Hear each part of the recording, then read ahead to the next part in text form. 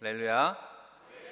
10월 둘째 주일 함께 예배하는 여러분 주님의 이름으로 환영하고 축복합니다. 지난주 우리나라 한강 작가가 노벨 문학상을 받았습니다. 이런 날이 오는구나. 모두 힘들어하는 시기에 반가운 소식이죠. 한국 문학의 부흥기를 기대하는 이야기들을 많이 나누게 됩니다.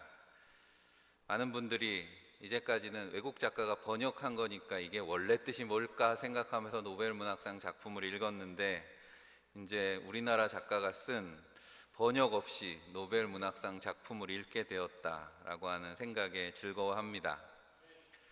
한강 작가가 연세대학교 89학번이더라고요.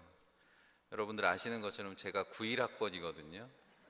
그래서 그러고 생각해 보니까 학교 다닐 때, 물론 저는 이과입니다. 제가 신학과가 아니라 이과라서 문과대학이랑은 좀 거리가 떨어져 있어서 볼 기회가 많진 않았겠지만, 혹시 캠퍼스에서 장래 노벨 문학상 작가를 만나지는 않았었을까 생각을 하니까 좀 신기한 마음도 들었습니다.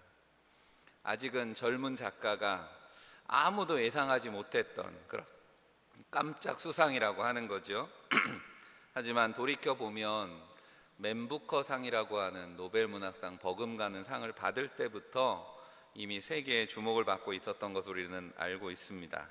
또 뉴스를 통해서 들으셨겠지만 이게 다 한국 문화의 저력이 다양한 분야에서 확대되는 과정에 자연스럽게 찾아오게 된 그런 쾌거라고 하는데 모두가 동의하고 있습니다. 부흥도 마찬가지입니다. 그렇게 부흥은 조용히 우리 곁에 찾아오고 있는 줄 믿습니다. 20세기 세계적인 전도자였던 우리나라에도 빌리 그레이엄 목사님을 아마 여러분들이 많이 기억하실 겁니다. 빌리 그레이엄 목사님이 이거 아멘 안 하셔도 되는데 빌리 그레이엄 목사님이 부흥하는 데는 세 개의 열쇠가 있다, 이런 이야기를 한 적이 있습니다. 첫 번째 열쇠는 기도입니다. 두 번째 열쇠가 뭘까요? 두 번째 열쇠도 기도입니다. 세 번째 열쇠는 당연히 기도입니다. 교회 부흥의 역사를 보면 어느 날 갑자기 어떤 지역의 부흥이, 어느 교회의 부흥이 일어난 것 같지만 그 뒤에는 항상 오랫동안 기도하는 이들이 있었다라는 것을 우리가 잘 압니다. 작년 2월이죠. 미국 켄터키주 윌모 지역에 있는 에즈베리 대학교 채플에서 부흥이 일어났습니다. 그 지역의 인구수가 6,000명 밖에 되지 않는데, 에즈베리 대학에서 시작된 부흥에 3개월 동안, 보름 동안 7만 명이 모여서 이 부흥에 참여했다라고 하는 놀라운 소식을 듣습니다. 우리가 사진을 잠깐 보여드리는데, 전에 오후 예배 때는 영상도 한번 보여드렸는데요. 관심 있으시면 요즘엔 검색하면 실시간으로 부흥의 현장을 볼 수 있는 그런 시대입니다. 그 당시에도 부흥의 현장이 생중계가 되기도 했으니까 영상들이 다 있습니다. 우리 한국교회도 많은 부흥의 기억을 가지고 있는데, 이 에즈베리 지역에는 1970년대도 한번 부흥을 경험했다고 하죠. 그래서 다시 부흥이 일어나기를 사모하고 있었는데, 이때 대학과 지역의 부흥을 위해서 기도하라라고 하는 기도응답을 받은 한 교수님이 있었습니다. 이 교수님은 그 대학의 전임 교수도 아니고 방문 교수였는데, 이 하나님의 음성을 듣고 교수직도 내려놓고 이 지역의 대학의 부흥을 위해서 기도하기 시작한 거죠.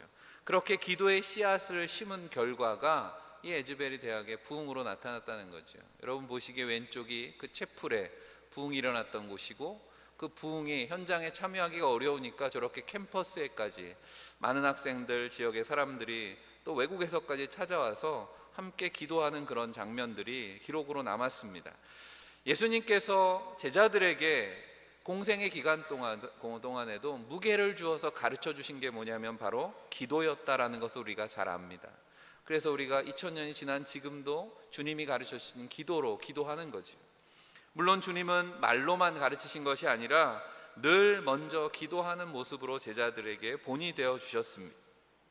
마가복음 9장 29절 말씀에 이르시되 기도 외에 다른 것으로는 이런 종류가 나갈 수 없느니라 하시니라 말씀하셨습니다.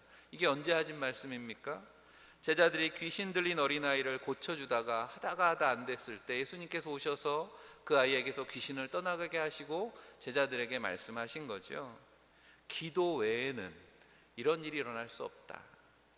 세계적인 문학상을 수상하는 것으로 한국 문화의 부흥을 기대하는 그런 들뜬 마음도 있지만, 우리가 또 다시 한번 이 자리에서 젊은이들이 교회에서 멀어지고 있는 우리가 처한 한국의 상황을, 영적인 상황을 생각해 볼 때 기도 외에는 답이 없다 말씀하시는 주님의 음성에 다시 귀 기울이지 않을 수 없다라고 하는 것입니다. 우리 시대 악한 영이 지배하는 세속의 문화 속에서 우리 자녀들을 지켜내는 일은 기도밖에 없는 줄로 믿습니다. 우리가 날마다 교회 학교와 부흥을 위해서, 청년의 부흥을 위해서 기도를 쉬지 않는 이유입니다. 우리 엊그제 다락방 기도회 때도 부흥을 위한 기도라는 제목으로 예레미야 33장 1절에서 3절 말씀 본문으로 말씀을 나누고 같이 뜨겁게 기도했습니다. 여러분들이 잘 아시는 예레미야 34장 2절 3절 말씀이죠. 같이 한번 읽어보겠습니다.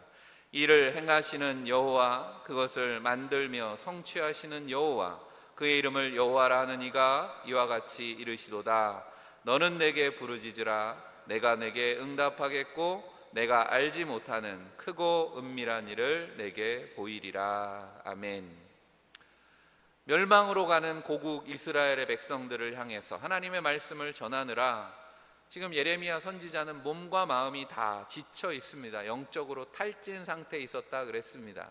그런 예레미야를 향해서 주님께서 예레미야야 다시 내 이름을 부르고 기도하라, 부르짖으라 말씀하셨을 때 하나님께서는 예레미야에게 새로운 회복과 부흥의 비전을 보여주셨습니다.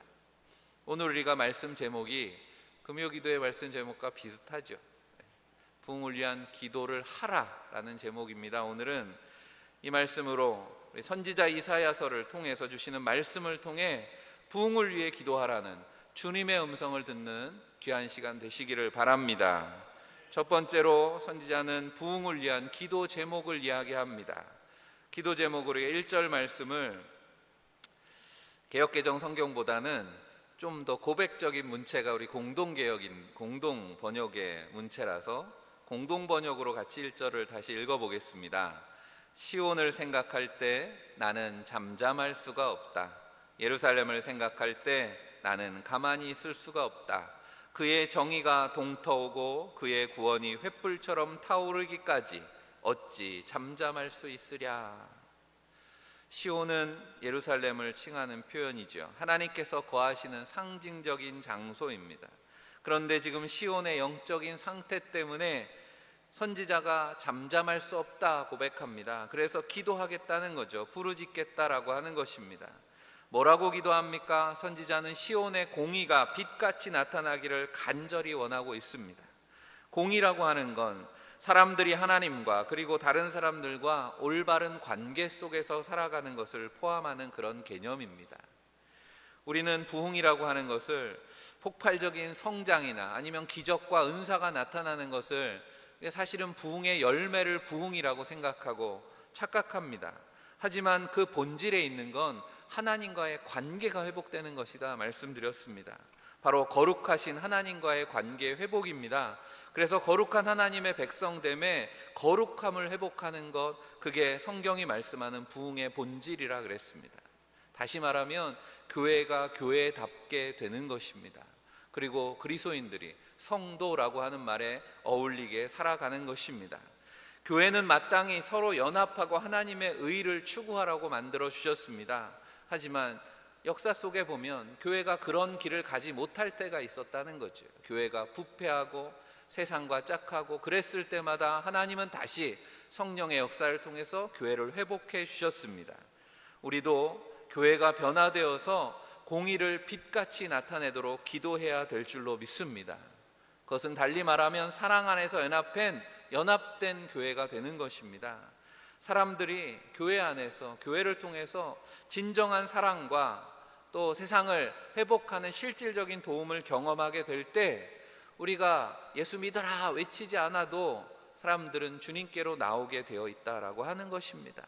그런 교회의 모습이 회복되기를 간절히 바랍니다. 선지자는 또한 예루살렘에 구원의 횃불이 타오르기를 기도했습니다.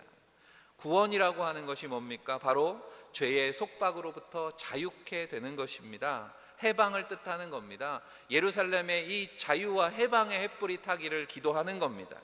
예수 그리스도께서 우리를 죄에서 자유하게 하시기 위해서 오셨다라고 하는 것을 힘차게 선포하는 교회가 되기를 기도하시기를 바랍니다. 또한 선지자는 그렇게 하나님과의 관계가 회복되고 하나님이 주시는 자유가 회복되었을 때 하나님의 백성들이 새로운 정체성을 갖게 되는 것을 기도했습니다. 2절 말씀 후반에 보면 너는 여호와의 입으로 정하실 새 이름으로 일컬음이 될 것이며 말씀합니다. 누군가에게 새로운 이름을 준다라고 하는 것은 그의 지위나 운명의 근본적인 변화가 일어난다라고 하는 거죠. 우리가 그리스도를 믿으면 어떻게 됩니까? 죄인이 의인이 되는 거죠. 사탄의 자녀가 하나님의 자녀가 되는 겁니다. 신분이 변화되는, 운명이 변화되는 것입니다. 그 대표적인 예가 구약에 보면 야곱이 이스라엘이 되죠.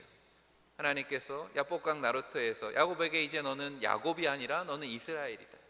야곱이라는 이름은 쌍둥이 에서 형과 태어날 때부터 경쟁 관계에 있었던 거죠. 그래서 형의 발꿈치를 붙잡고 나왔다 그래가지고 따르는 자, 발꿈치를 잡고 따르는 자 야곱이었습니다. 하지만 이제는 하나님의 백성의 이스라엘이 되었다라고 하는 거죠. 하나님과 겨루어 이긴 자라고 하는 영광스러운 이름을 얻게 되었습니다. 오늘 이스라엘도 마찬가지입니다. 4절에 다시는 너를 버림받은 자라 부르지 아니하며 다시는 내 땅을 황무지라 부르지 아니하고 오직 너를 헵시바라 하며 내 땅을 뷸라라 하리니 이는 여호와께서 너를 기뻐하실 것이며 내 땅이 결혼한 것처럼 될 것임이니라. 지금 이스라엘은 이민족의 침략을 받아서 멸망하게 되었습니다. 버리운 자가 되었습니다. 땅은 황폐하게 되었습니다. 하지만 이제는 그 황폐한 땅, 버림받은 땅이 다시는 그렇게 불리지 않을 것이다. 너를 헵시바라 하겠다. 발음이 좀 이상하지만 내 기쁨이 내게 있다라고 하는 그런 뜻입니다. 하나님이 기뻐하시는 민족이 되게 하시겠다. 뷸라라고 하는 말은 황무지와 같은 땅이 이제는 결혼한 땅, 비옥한 땅이 되게 하시겠다라는 것입니다. 죄인에 대한 하나님의 징계 중에 제일 무서운 게 뭐냐면 그냥 내버려 두시는 겁니다. 황폐한 채로 아무도 돌보지 않는 그런 땅으로 내버려 두시는 거죠.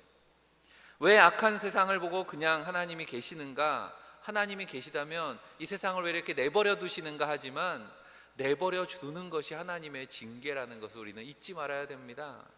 그러니까 내가 뭘 잘못했는데 아무 일도 벌어지지 않으면 두려워해야 되는 거죠. 하나님이 그냥 내버려 두시는 건 아닐까? 근데 하나님 왜 내버려 두십니까? 혹시라도 알곡이 상할까 봐 내버려 두신다라고 말씀하셨습니다. 그냥 내버려 두시는 게 끝까지 그냥 내버려 두시는 게 아니죠. 결국 마지막 심판의 날에 알곡과 가라지는 구별하실 겁니다. 그리고 알곡은 곳간에 들이시고 가라지는 심판의 불을 피하지 못할 것이다. 주님 말씀하셨습니다. 부흥은 그렇게 버림받았던 자가 하나님의 기쁨, 택한 자가 되는 것임을 믿습니다. 황무지와 같았던 자가 결혼한 자가 되는 겁니다. 결혼한다라고 하는 것, 지금은 결혼해도 아이들 안 낳는다 그러지만 성경이 말하는 결혼한다는 건 결혼해서 자식을 낳는다는 그런 의미까지 포함되어 있는 것이기 때문에 생명을 잉태하는 비옥한 자가 되는 것입니다. 우리나라 출산율이 많이 저하됐다고 걱정들을 하는데 정말 걱정하는지 걱정이 됩니다.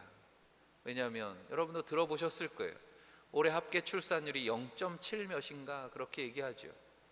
잘 모르니까 합계 출산율이라는 게 아이를 낳을 만한 가임기 여성이 평생 낳는 자녀의 수를 이야기하는 거죠. 여자만 아이를 낳으니까 남자까지 포함하면 합계 출산율이 2 이상은 되어야 인구가 유지가 되는 겁니다. 0.7이라니 이렇게 이어지면 어떻게 된다 그래요? 통계청 보고를 보면 인구가 이 정도 감소하면요 50년이 지나면 아유 목사님 저는 그때는 없으니까 그렇게 걱정 안 하신다면 다음 세대들 우리 자녀들이 50년이 지났을 때 우리나라 지자체 중에 제일 큰 게 서울특별시, 부산광역시, 인천광역시일 텐데 서울, 부산, 인천의 인구 수만큼이 50년 후에 없어진다는 거예요. 우리 교회는 어지간해선 놀라시지를 않더라고요. 눈앞에 보이지 않으니까 그게 얼만큼인지 상상이 안 되네요. 1500만 명의 인구수가 줄어든다는 겁니다. 그렇게 출산율 저하로 인구가 감소하는 시대에 교회는 더 심각하죠. 젊은 사람들은 또 교회에 나오지 않습니다. 그러면 어떻게 되겠는가? 다음 세대에 어떻게 되겠냐는 거예요. 교회는 가장 먼저 버려진 황무지가 되지 않겠냐라고 하는 겁니다. 이미 서구교회에서는 이걸 다 경험한 거죠. 침체된 서구교회가 이미 이것을 경험했습니다. 교회가 하나님이 정말 기뻐하시는 곳으로 변화되기를 기도해야 되겠습니다. 5절에 마치 청년이 처녀와 결혼함 같이 내 아들들이 너를 취하겠고 신랑이 신부를 기뻐함 같이 내 하나님이 너를 기뻐하시리라. 이 말씀이 교회를 향한 하나님의 약속의 말씀인 줄 믿습니다.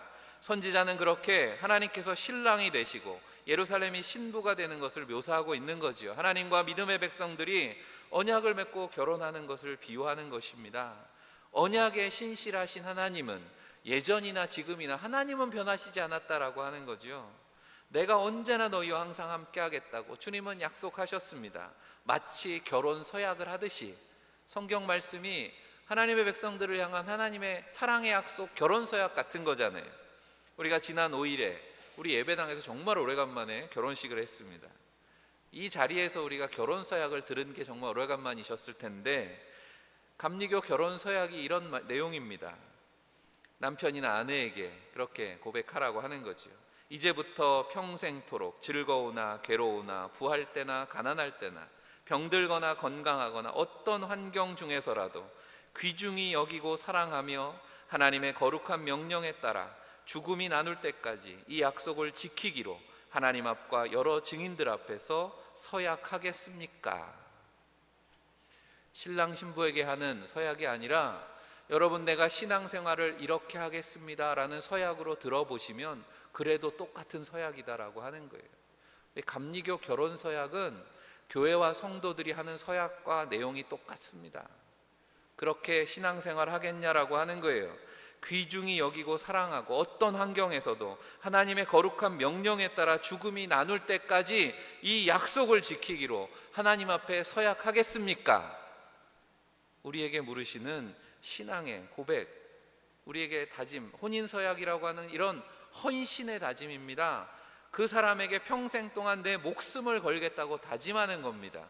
우리를 기뻐하시는 하나님은 그렇게 우리에게 목숨을, 전부를 거셨습니다. 바로 독생자를 아낌없이 내어주셨잖아요. 오늘 교회와 성도들이 그렇게 하나님을 기뻐하는 관계가 되기를 축복합니다. 하나님과의 사랑에 목숨을 거는 믿음의 사람들을 통해서 하나님은 오늘 우리 시대에도 다시 부흥을 일으켜 주실 줄로 믿습니다. 그러면 여러분, 부흥을 위해서 기도하라라고 하는 건 하나님과의 사랑에 목숨을 거시라라고 하는 말씀입니다.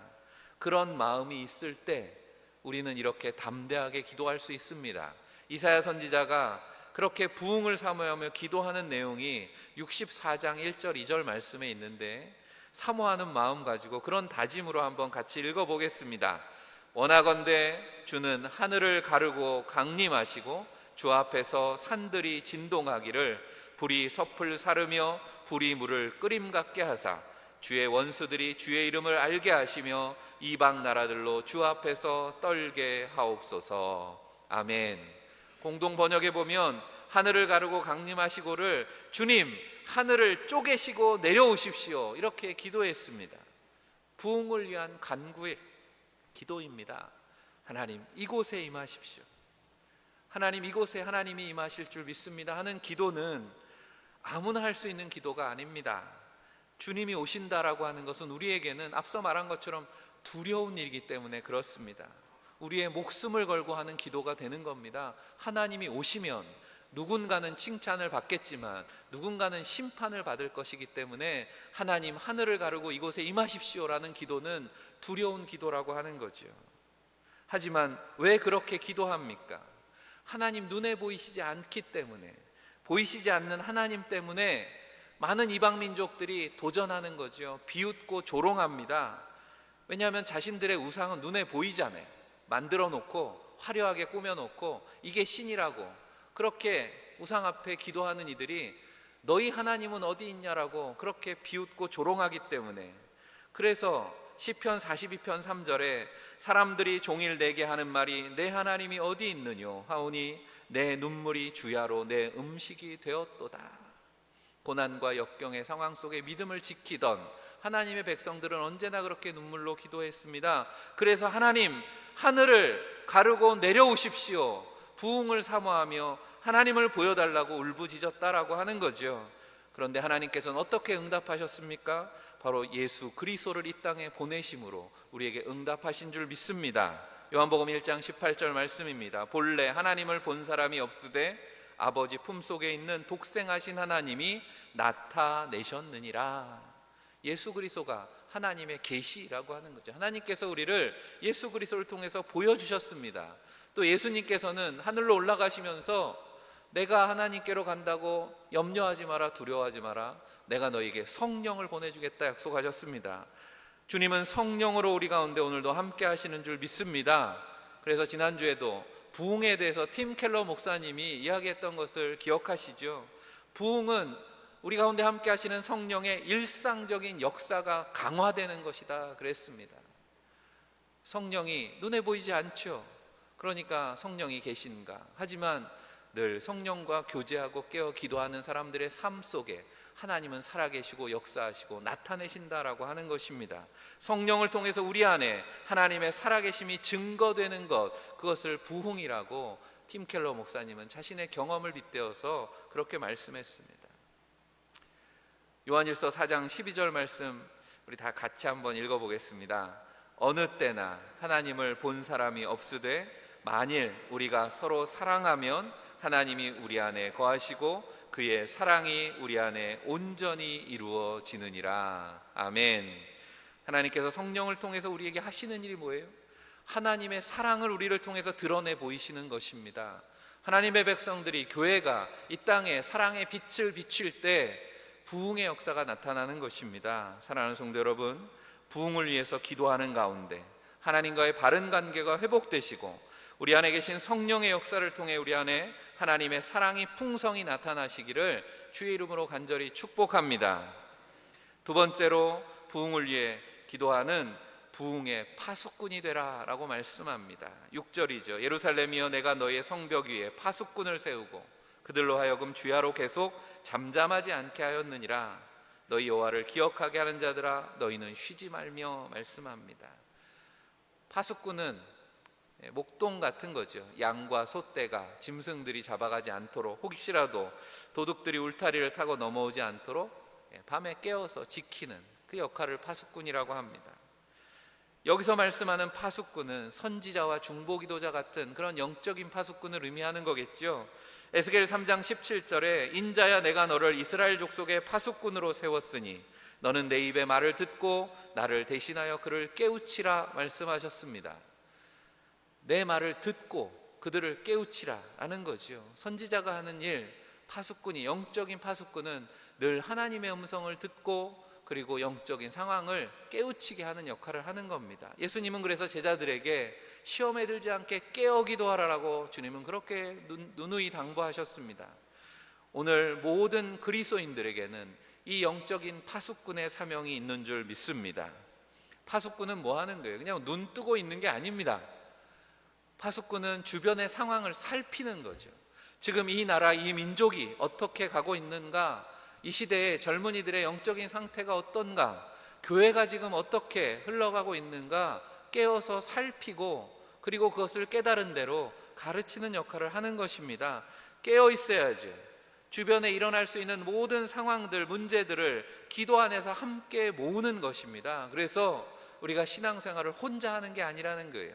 이 일 때문에 그렇다는 거죠. 하나님께서 우리를 교회로 세워주신 이유가 있습니다. 성령께서 교회를 부흥시켜 주시도록 개인적으로도 기도해야 되겠지만 함께 모여 기도하는 자리가 중요한 줄로 믿습니다. 구약에서 이 부흥에 관한 메시지 가운데 우리가 잘 알고 있는 솔로몬에게 주신 하나님의 약속이 있습니다. 역대하 7장 14절 말씀이죠.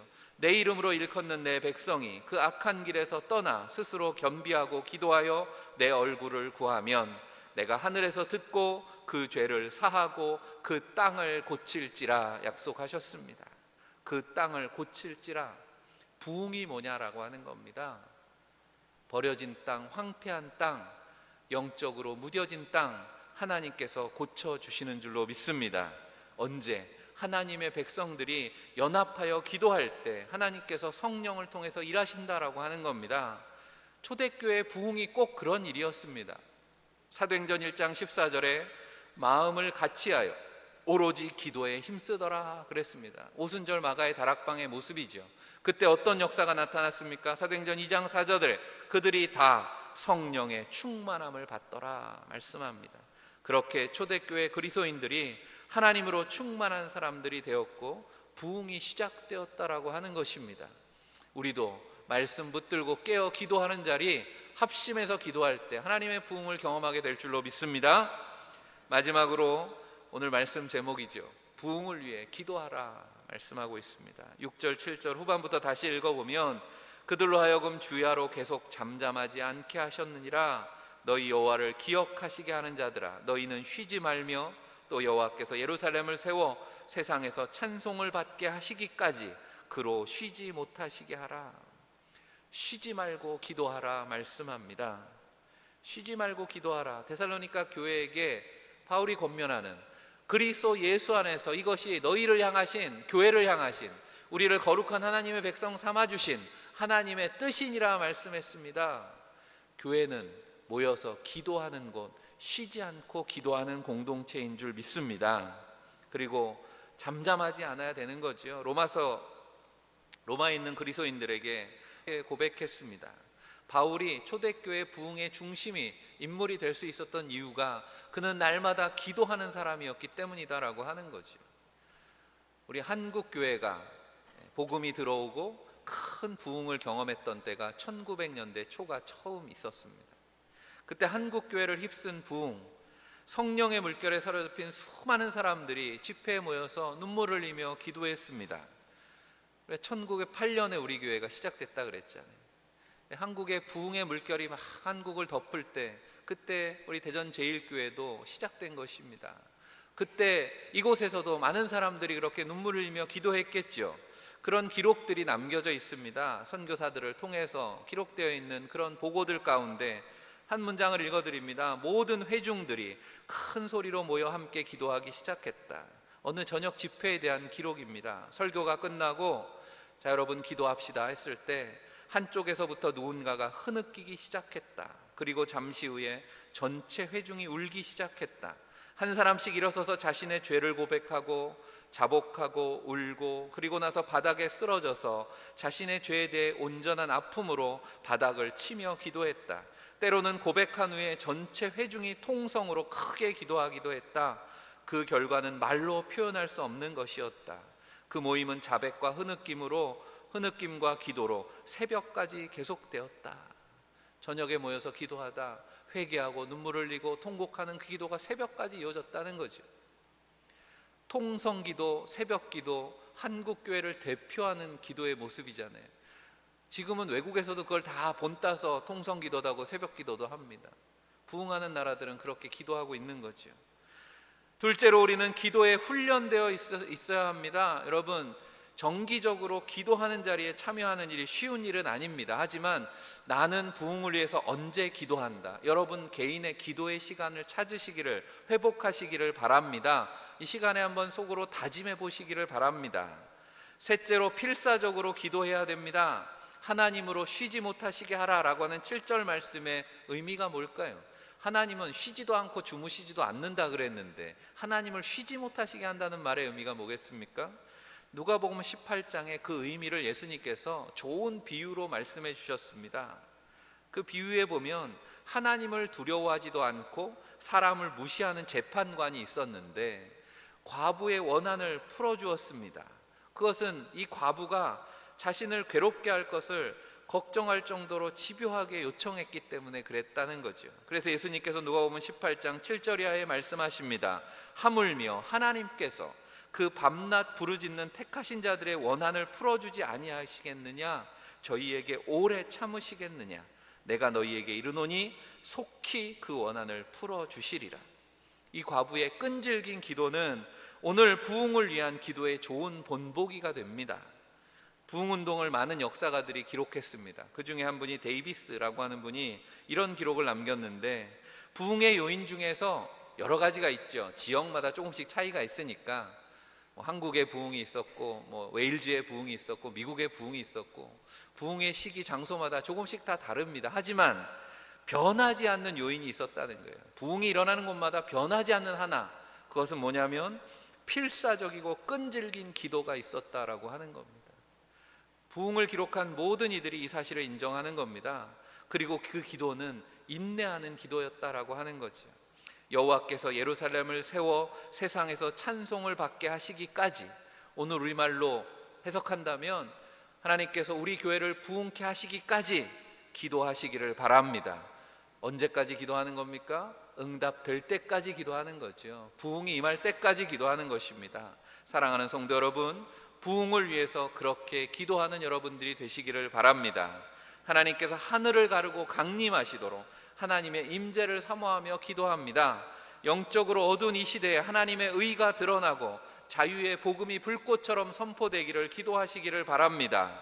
그리스도인으로서 우리의 정체성이 새로워지고 사랑으로 복음의 능력이 나타나기를 기도하시기 바랍니다. 깨어 기도하는 자리, 함께하는 부흥의 파수꾼들이 되시기를 바랍니다. 제가 우리 교회 120명 기도의 용사들을 세워달라고 늘 기도한다 말씀을 드렸습니다. 훈련된 기도자, 주님이 열방의 찬양 받으시기까지 쉬지 않고 필사적으로 기도하는 기도의 용사들이 다 되시기를 바랍니다. 말씀을 마치면서 다시 말합니다. 부흥의 세 가지 열쇠가 뭐라고요? 첫째도 기도, 둘째도 기도, 셋째도 기도입니다. 부흥을 위해서 기도하는 우리 대전 제1교회 성도들이 다 되시기를 주의 이름으로 간절히 축원합니다. 1부 예배 때도 설교 끝나고 같이 기도했습니다. 1부에는 우리 2부 예배가 있어서 1분만 기도하자고 했는데, 이 시간에는 여러분 간절한 마음으로 기도하시기 바랍니다. 제가 이거 칠 때까지 기도하시면 됩니다. 이 종이 그런 거 하라고 있는 거거든요. 종소리가 날 때까지. 우리 이 시간 합심해서 기도할 때 하나님 이 땅을 고쳐주시기 원합니다. 이 나라의 영적인 회복과 부흥을 위해서 우리 교회가 그 기도의 파수꾼이 되게 우리의 사명을 감당하기 위해서 간절히 기도하는 자리에 성령의 충만하심이 우리로부터 우리 사랑하는 자녀들, 교회학교 청년에 이르기까지 뜨거운 부흥의 역사에 있기를 우리 주여 한번 간절히 부르짖고 이 시간 합심해서 기도하겠습니다. 주여, 할렐루야. 하나님 아버지, 은혜를 감사합니다. 이 시간 하나님을 사모하며 기다리며 기도하는 하나님 대전 제1교회 기도에 주님 응답하시고 아버지 하늘 문을 여시고 하나님 임재하여 주옵소서. 아버지 이 땅을 고치기 위해서 이 나라 민족의 영적인 회복과 부흥을 위해 날마다 깨어 기도하는 자리 성령으로 임재하시고 역사하시기를 간절히 원합니다.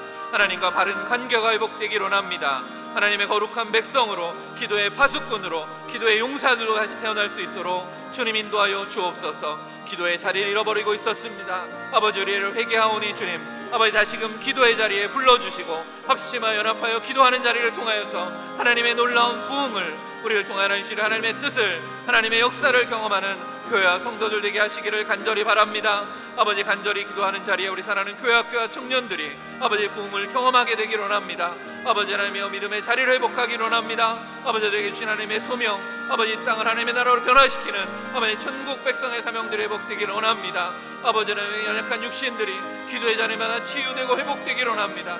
잃어버린 영혼들이 하나님의 사랑의 품으로 회복하여 돌아오기를 원하오니 성령 하나님의 역사하여 주옵시고 기도의 자리마다 하나님의 음성 듣게 하여 주옵소서. 아버지 하나님의 사랑을 잃어버린 자들이 다시금 하나님 앞에 두려운 마음을 가지고 돌아오게 하여 주옵시고 아버지 이 땅에 하나님의 나라가 그리스도의 문화가 아버지 그리스도의 빛과 같이 아버지 타오르는 횃불과 같이 아버지 땅을 변화시키게 하여 주셔서 악한 영 득하지 아니하도록 주님께서 날마다 하나님의 교회 믿음의 성도들을 통하여서 하나님 나라 확장되는 것을 영의 눈을 열어 보게 하여 주옵소서. 주님이 함께하여 주심을 믿습니다. 주님 함께하여 주옵소서.